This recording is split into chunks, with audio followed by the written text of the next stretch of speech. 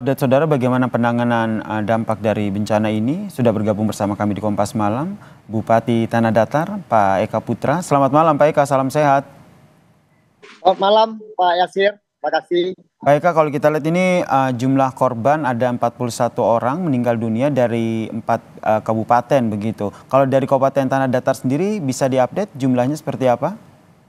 Baik, di Tanah Datar korban meninggal sampai saat ini 18 orang, korban hilang 29 orang, dan tentunya masih banyak lagi seperti rumah hanyut, toko hanyut, itu yang ternak hanyut juga ada. Ternak hanyut itu ada 34 ekor, rumah hanyut itu 16 unit, rusak berat itu 74 unit, rusak sedang itu 125 unit, rusak ringan itu 18 unit, dan 2 musola dan ada 10 warung. Baik, untuk 25 orang yang masih dinyatakan hilang, begitu tentu besok akan dilakukan proses pencarian. Mekanismenya, strateginya akan seperti apa? Baik Pak Yasir, saya rasa bukan 29 orang. Kami terus pencarian sampai malam hari ini juga. Kita ada yang memakai alat berat dan juga dengan relawan. Kita dibantu oleh Basarnas, TNI Polri, dan juga tentunya BPBD Kabupaten Tanah Datar yang sudah berada di lapangan di beberapa titik sampai saat ini. Dan tentunya dalam hal pencarian tadi sore ada didapat 1 lagi sehingga jumlahnya jadi 18 orang. Untuk kendala pencarian esok hari kira-kira akan seperti apa Pak? Apakah kontur jalan yang masih ataupun lokasi yang masih belum stabil begitu, alat berat yang belum ada atau seperti apa Pak Eka? Baik, memang kondisi jalan ke lokasi itu lumpur setinggi 1 meter ya. Itu kita sudah memakai alat berat untuk bagaimana membelah jalan, membuka jalan sehingga kita bisa turun ke lapangan untuk mencari. Lumpurnya dalam sekali Pak Yasir, sampai 1 meter itu, dan di jalan-jalan itu sudah penuh dengan lumpur, dan masih ada daerah yang terisolir yang sampai saat ini kami belum bisa menembus ke lokasi di suatu desa atau nagari. Ada itu daerah yang masih terisolir hingga saat ini? Masih. Kondisinya seperti apa Pak Eka? Di sana kondisi ada mobil 1 unit yang hanyut kata di sana, terus ada yang korban hilang dan meninggal ada 1, dan yang sulitnya lagi kita jembatannya putus, sehingga kami sulit untuk membawa alat berat ke sana. Tapi koordinasi sudah dilakukan ya dengan daerah yang terisolir ini? Sudah. Okay. Kami barusan habis mengirim makanan sebanyak 200 packs dan juga 1 unit genset. Karena di sini listrik mati, lampunya tidak menyala karena ada tiang listrik banyak yang jatuh. Kemudian kalau kita lihat daerah Tanah Datar ini begitu Pak Eka, ini kan perkampungannya itu kan terkadang terpisah begitu kan. Koreksi kalau salah begitu. Kalau sepengetahuan saya di Tanah Datar itu tidak berkumpul di satu titik permukiman warganya. Ini untuk pendataannya sendiri, kemudian untuk evakuasi korban yang hingga saat ini selamat pun pencarian korban ini nanti akan seperti apa? Karena ini banyak yang korban itu sekitar 100 meter dari bantaran sungai. Sungai yang mengalir dari Gunung Merapi. Itu saking besarnya air itu sampai 100 meter.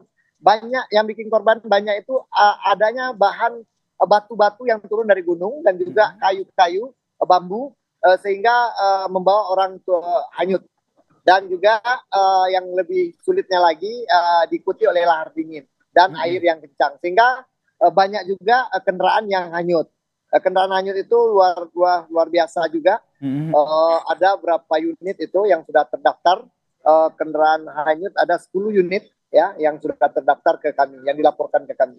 Baik, berarti ini nanti salah satu fokus pencariannya adalah menyusuri ataupun menyisir bantaran aliran sungai begitu ya Pak Eka ya? Betul, bantaran sungai ini ada di 6 kecamatan yang ada di Tanah Datar, yaitu Kecamatan Rambatan, Kecamatan Batipu, Kecamatan Pariangan, Kecamatan Limataum, dan Kecamatan Sepulukoto. Dan sehingga kami sementara mengungsikan warga yang bantaran sungai. Saat ini pengungsi kami ada 2.039 jiwa yang sudah diungsikan. Oke, kondisi pengungsi saat ini seperti apa, Pak Eka? Banyak trauma Pak Yasir. Tadi banyak yang trauma, apalagi saat ini sedang hujan deras di tanah datar. Jadi kami memantau di pengungsian itu banyak yang trauma. Dan juga kurangnya juga selimut, terbatas selimut yang stok kami yang ada di tanah datar. Dalam kondisi trauma kita juga turut prihatin begitu ya, karena bencana terjadi kemarin gitu, masih begitu dekat begitu. Kemudian untuk bantuan ataupun koordinasi dengan pemerintah provinsi atau pusat bagaimana Pak Eka? Ya, kami koordinasi dengan Gubernur, dengan BNPB, dan insya Allah Kepala BNPB besok datang berkunjung ke Sumatera Barat, dan juga dari kabupaten kota di tetangga membantu, seperti tetangga kami ada Kota Payakumbuh 50 kota, Damaseraya, dan Padang Tetangga itu membantu kami, yang terutama air bersih Pak Yasir, di pengungsian kami kekurangan air bersih, ya. Dan juga tentu kalau makanan juga kita bisa siapkan itu. Tadi kekurangan selimut, kemudian air bersih, apalagi kiranya yang dibutuhkan dalam para pengungsi, penanganan pengungsi?